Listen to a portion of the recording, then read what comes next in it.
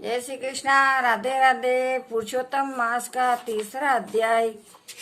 बोले श्री चंद्र भगवान की जय।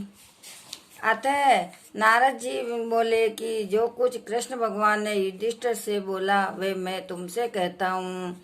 एक समय जब युधिष्ठिर सब कुछ जुए में हार गए तब द्रौपदी के बालों को खींचकर दुष्ट दुशासन ने खींचा और वस्त्र भी फाड़ डाले और इस तरह वह सब राज्य को छोड़कर काम्यक वन में चले गए। वहां पर युधिष्ठिर आदि बाल बिखरे और वन में रहने वाले हाथियों की तरह वह रहने लगे और फलों को खाकर अत्यंत दुख को प्राप्त हुए।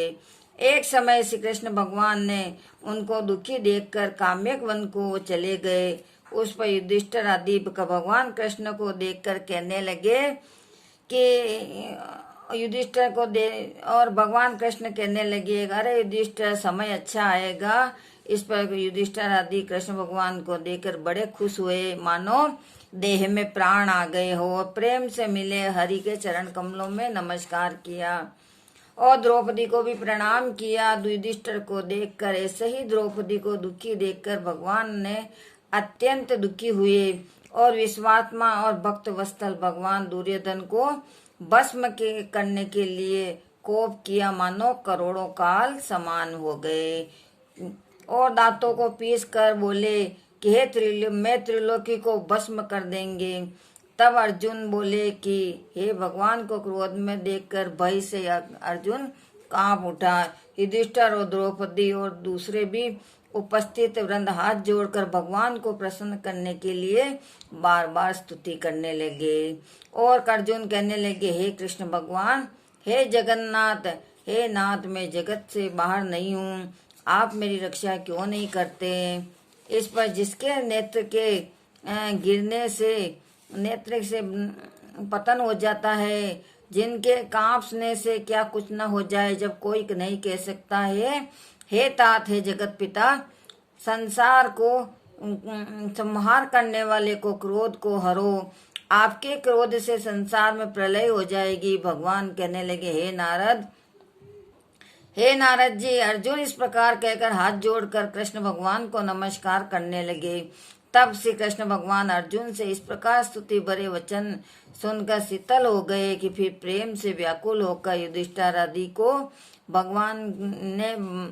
भगवान को बारंबार नमस्कार करने लगे। श्री नारायण कहने लगे हे नारद जी, इस प्रकार प्रेम में मग्न हो सिर झुकाकर हाथ जोड़कर बारंबार कृष्ण भगवान को नमस्कार कर अर्जुन ने जो कृष्ण भगवान से प्रश्न किया था वही मैं आपको कहता हूँ।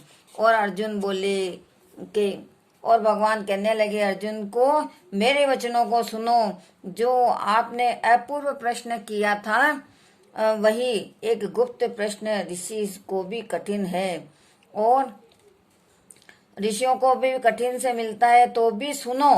मैं तुम्हारे मित्रता और भक्ति से प्रसन्न होकर अत्यंत कठिन उत्तर को मैं क्रम से कहता हूँ, तुम सुनो ध्यान पूर्वक। हे कृष्ण, हे अर्जुन, एक समय में संयोग बस अधिक मास आया और सबको असहाय निंदक और अपूज्य मलमास रवि की क्रांति से वर्जित है ऐसा कहने लगे। मतलब मल यानी गंदा मांस होने से स्पर्श करने के योग्य नहीं है, सब कर्मों से वह निंदित है, मतलब निंदा के योग्य है।